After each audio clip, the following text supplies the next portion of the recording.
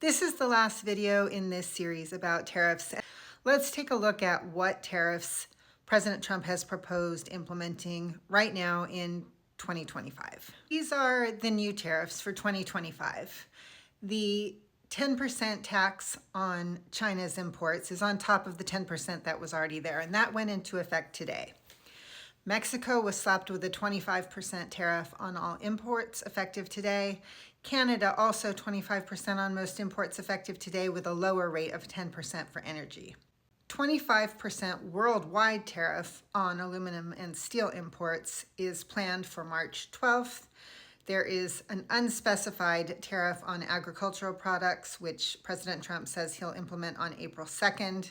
There's an unspecified rate of tariffs on all foreign cars, also planned for April 2nd.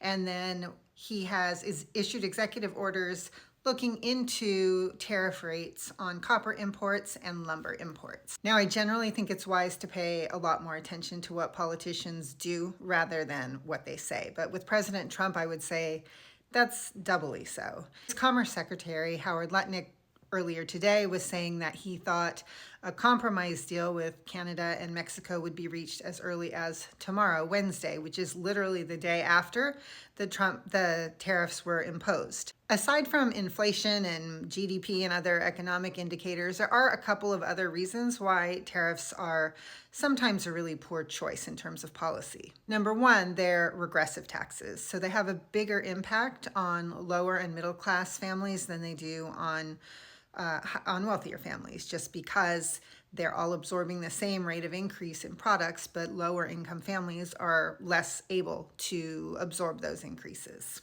Number two, tariffs can really create political dysfunction, and we did see that in President Trump's first term when companies and foreign countries lobbied for exemptions from the tariffs or caps on the tariffs. That resulted in really unequal application of those tariffs across business entities and diluted the impact of those tariffs on federal revenue.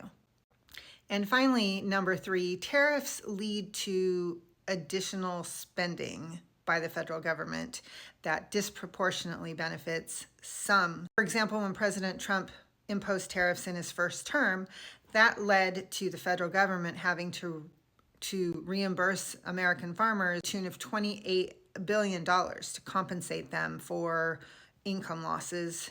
And while that was great for the farmers, nobody reimbursed the average American citizen for the additional cost of goods and services they were buying as a result of the tariffs.